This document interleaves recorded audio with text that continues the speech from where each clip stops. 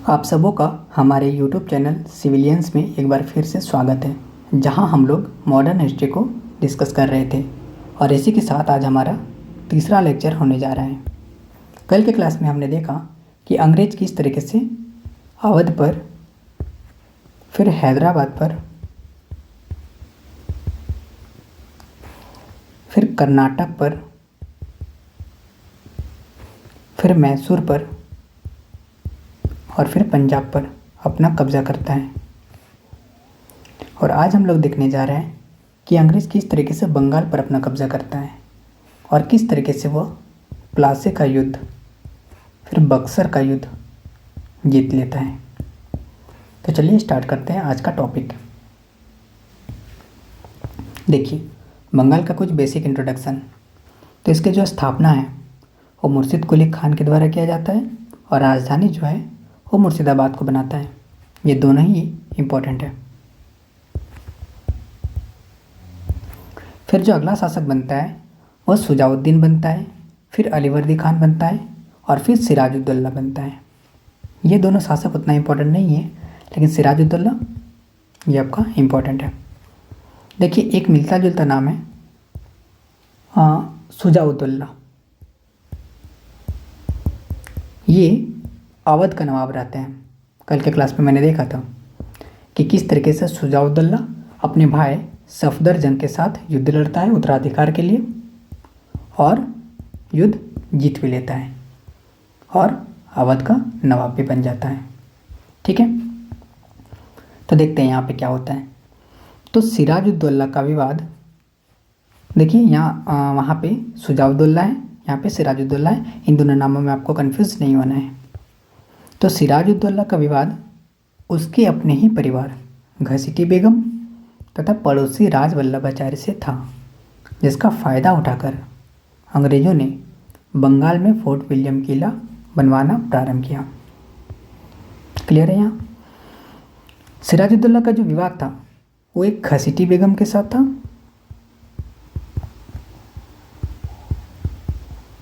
और राजवल्लभाचार्य।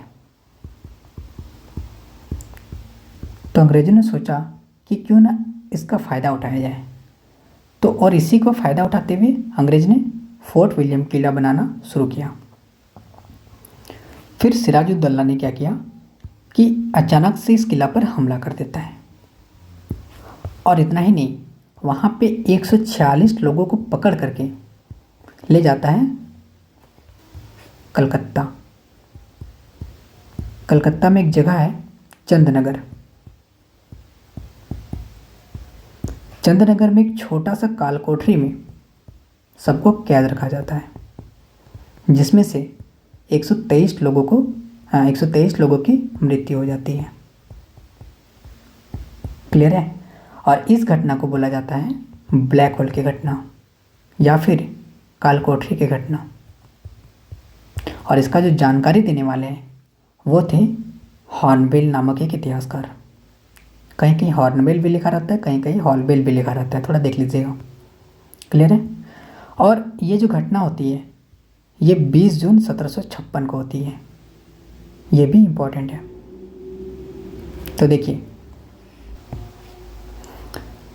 सिराजुद्दौला ने अचानक से किला पर हमला कर दिया। फिर वहाँ से 146 लोगों को पकड़ करके कलकत्ता के चंदनगर नामक स्थान पर, कहाँ पे? चंदनगर नामक स्थान पर एक छोटे से घर में कैद कर दिया, जिसके कारण 123 लोगों की मृत्यु हो गई। इस घटना को ब्लैक होल की घटना कहा जाता है। इसे कालकोठरी की त्रासदी नामक घटना भी कहा जाता है, जो 20 जून 1756 को हुई। क्लियर है? ये आपको डेट भी याद रखना है और इसका जानकारी देने वाले हैं हॉलवेल। अब देखिए, जब सिराजुद्दौला इतना कुछ कर दिया सिराजुद्दौला, तो अब अंग्रेज़ों की नज़र सिराजुद्दौला पर पड़ गया और सिराजुद्दौला को हराने के लिए एक गवर्नर को भेजा। मद्रास का एक गवर्नर था, उसका नाम था लॉर्ड क्लाइव। लॉर्ड क्लाइव को भेजता है और लॉर्ड क्लाइव यहाँ पे क्या करता है, जो सिराजुद्दौला का सेनापति रहता है, इसका सेनापति रहता है जिसका नाम रहता है मीर जाफ़र, और इसी का एक वित्त मंत्री रहता है राय दुर्लभ। दोनों को अपने साथ मिला लेता है, सिराजुद्दौला के अपने साथ इन दोनों को मिला लेता है। और उसके बाद देखिए, उसके बाद 23 जून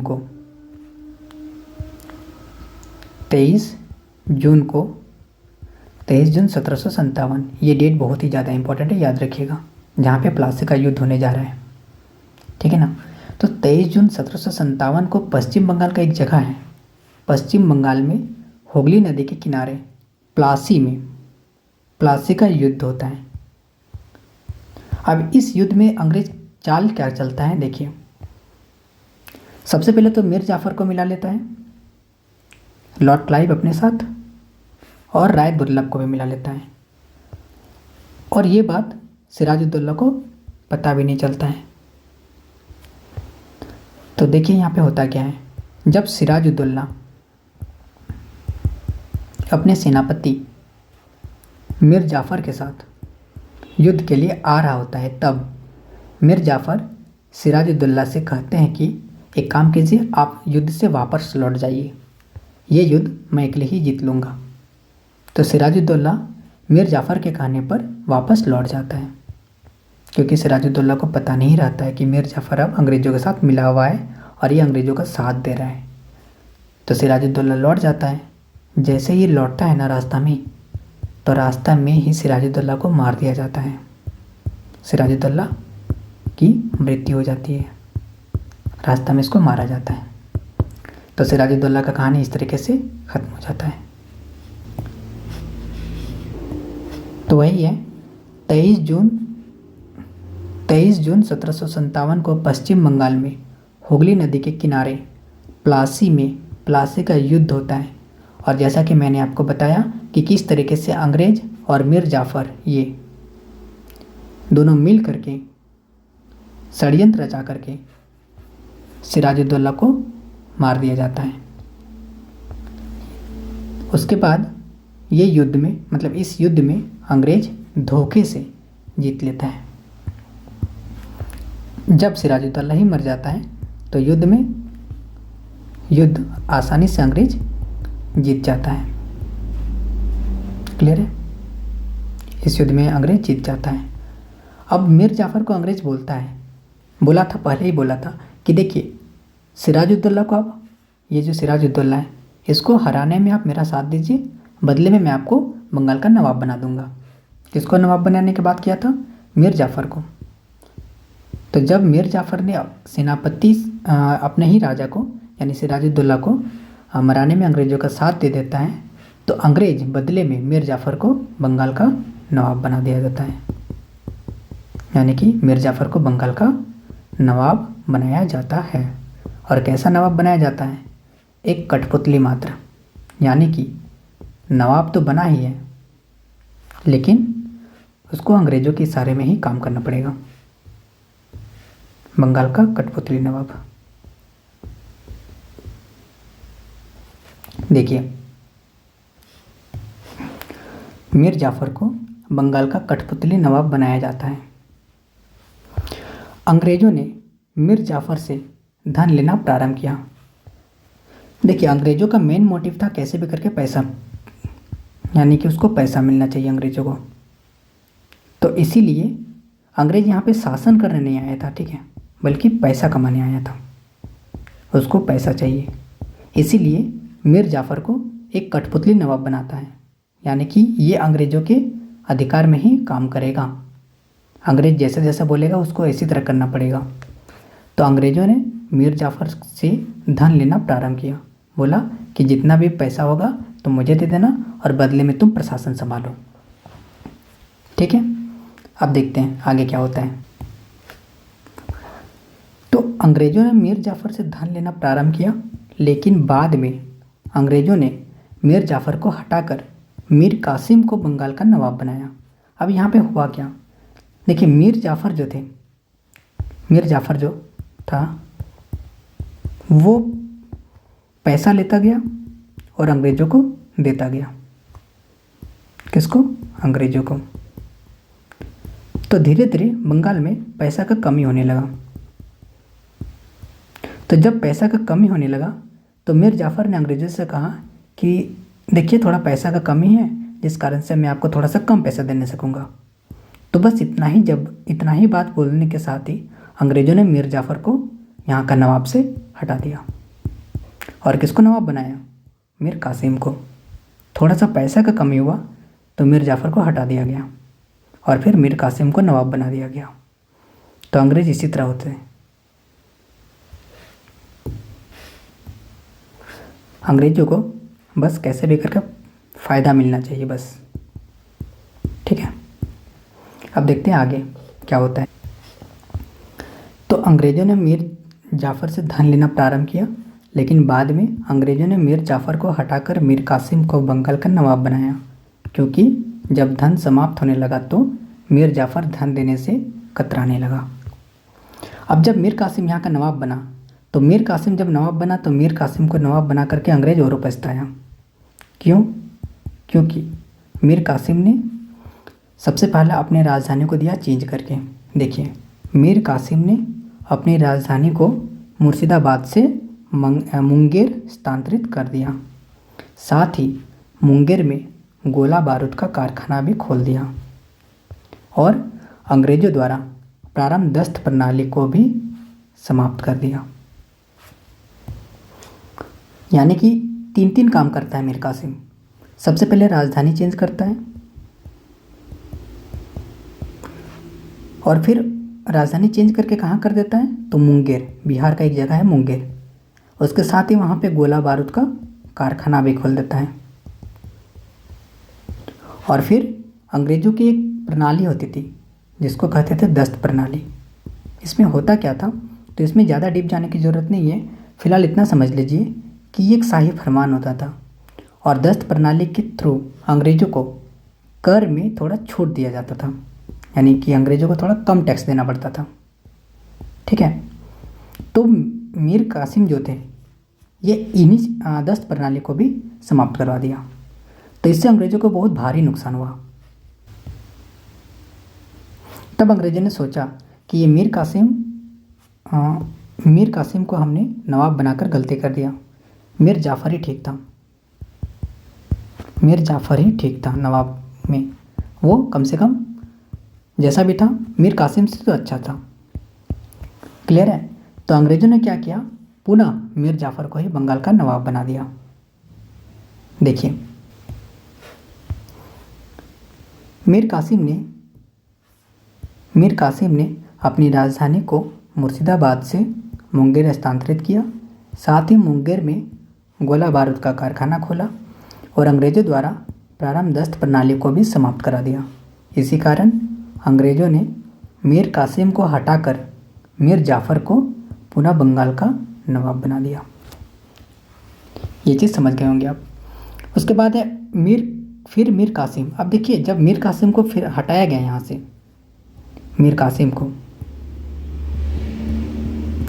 तो जब मीर कासिम हटा तो मीर कासिम सोचा कि ये चीज़ अंग्रेज़ मेरे साथ अच्छा नहीं किया। ठीक है, तो एक बात बताइए, मीर कासिम तो शांति बैठने वाला नहीं है। तो मीर कासिम अब कहाँ चले गए? अवध चले जाते हैं। अवध के जो नवाब रहते हैं उसका नाम क्या रहता था? अभी मैंने बताया आपको, शुजाउद्दौला के पास जाता है। ये अवध का नवाब रहता है। याद है, शुजाउद्दौला अपने भाई के साथ युद्ध लड़ता था जिसका नाम रहता था सफदरजंग। उत्तराधिकार के लिए युद्ध लड़ता था शुजाउद्दौला और सफदरजंग के बीच, जिसमें शुजाउद्दौला जीत जाता था। ठीक है, और बंगाल का नवाब बन जाता है। तो मीर कासिम पहुंचता है शुजाउद्दौला के पास और उसके बाद शुजाउद्दौला और मीर कासिम दोनों मिल करके जाता है दिल्ली में मुग़ल बादशाह शाह आलम II के पास। यानी कि एक मीर कासिम और फिर शुजाउद्दौला और फिर शाह आलम II कौन है? तो ये मुग़ल बादशाह हैं। ये तीन लोग मिल करके एक सेना बनाते हैं, उसको तिलकुट सेना बोला जाता है, यानी 3 ठो गुटों वाली सेना। क्लियर है? इस सेना का नेतृत्व शाह आलम II कर रहा था। अब यहाँ पे समझिए, तिलकुट सेना तो बन गया। तिलकुट सेना में कौन कौन है? सबसे पहले मीर कासिम,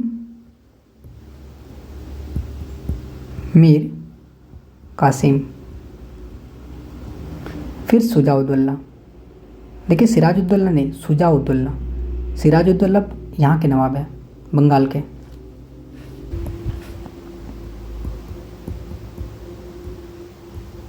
और मुग़ल बादशाह शाह आलम II। ये 3 लोग, तीनों मिल करके एक गुटबाजी करता है और अपना सेना बनाता है और अंग्रेज़ों से लड़ने के लिए पहुंच जाता है। बिहार का एक जगह है, कहाँ पे? बक्सर। ये याद रखना है आपको। कब पहुंचता है? तो ये युद्ध जो होता है ना, बक्सर का युद्ध, ये होता है 1764 में। बहुत इंपॉर्टेंट क्वेश्चन, इसको आपको याद रखना है। अब देखिए यहाँ पे क्या होता है। तो वे अपनी सेना लेकर बिहार के बक्सर नामक स्थान पर पहुँचे, जहाँ उन सब का सामना अंग्रेज़ों से हुआ। अंग्रेज सेना का नेतृत्व कुशल सेनापति हेक्टर मुनरो कर रहा था। तो अंग्रेज भी पीछे क्यों रहा था? अंग्रेज भी अपना सेना लेके पहुँचे और अंग्रेज़ों का जो सेनापति था उसका नाम था हेक्टर मुनरो, जो अंग्रेज़ों के सेना का नेतृत्व कर रहा था। ठीक है? और इधर जो थे मीर कासिम, सुजाउद्दौला और शाह आलम II। इन तीनों में से शाह आलम II जो थे वो इन लोग का सेना का नेतृत्व कर रहे थे। तो अब इन दोनों के बीच बक्सर में युद्ध होता है, बक्सर का युद्ध 1764 में। और इस युद्ध में भी अंग्रेज जीत जाता है। ये इम्पोर्टेंट है। बक्सर का युद्ध कब होता है? 1764 में। और अभी मैंने पढ़ा कि प्लासी का युद्ध कब होता है? 1757 में। उस युद्ध में मीर जाफ़र जो है वो अंग्रेज़ों का साथ दे देता है और अंग्रेज उसमें भी जीत जाता है अंग्रेजों का। उसके बाद जब ये युद्ध जीतता है अंग्रेज, तो 1765 में एक संधि होता है शाह आलम II के साथ। शाह आलम II के साथ कहाँ पे होता है संधि? इलाहाबाद में। तो इलाहाबाद की संधि, ठीक है ना। इस संधि में क्या डील होता है? तो इस संधि के तहत बिहार, बंगाल, उड़ीसा की दीवानी राजस्व अंग्रेजों को सौंपा गया। इस प्रकार बंगाल में द्वैध शासन प्रारंभ हो गया। इस समय गवर्नर रॉबर्ट क्लाइव थे। सारा इंपॉर्टेंट है। देखिए सबसे पहला चीज़ आपको ये याद रखना है कि बक्सर का युद्ध कब होता है? 1764 में। कौन जीतता है? अंग्रेज। उसके बाद शाह आलम II के साथ कौन सा संधि होता है? इलाहाबाद की संधि। वर्तमान उस टाइम नहीं, वर्तमान में जो प्रयागराज है वो, उस समय इलाहाबाद नाम था। तो इलाहाबाद की संधि होता है। इस संधि में क्या डील होता है? तो बिहार, बंगाल और उड़ीसा, ये तीनों जो प्रांत हैं, तीनों का दीवानी राजस्व अंग्रेजों को सौंपा दिया जाए। यानी कि अंग्रेजों को सिर्फ पैसा दे दो और तुम लोग शासन करो।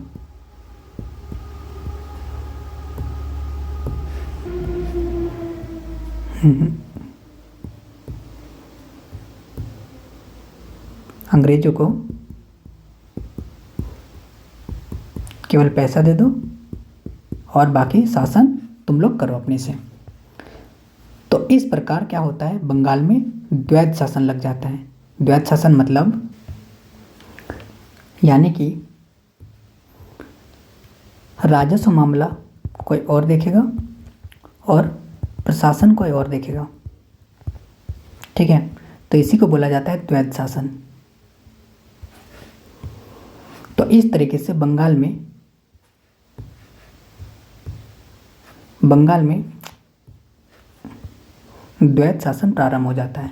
और इस समय गवर्नर कौन रहते हैं? तो रॉबर्ट क्लाइव रहते हैं। ये काफ़ी इंपॉर्टेंट है।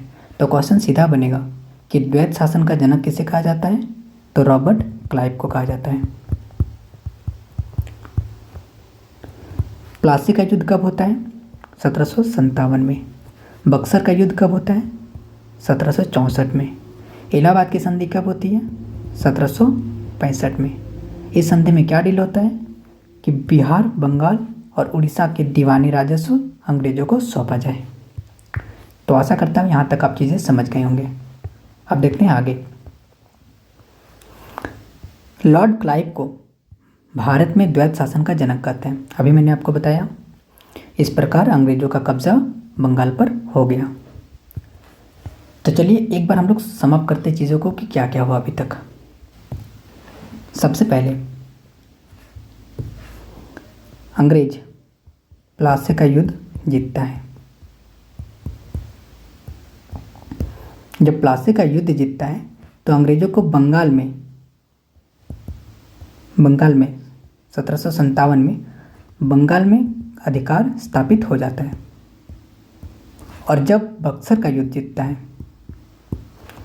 तो अंग्रेजों को बंगाल के साथ साथ बिहार, फिर उड़ीसा, इन तीनों राज्य में अंग्रेजों का कब्जा हो जाता है।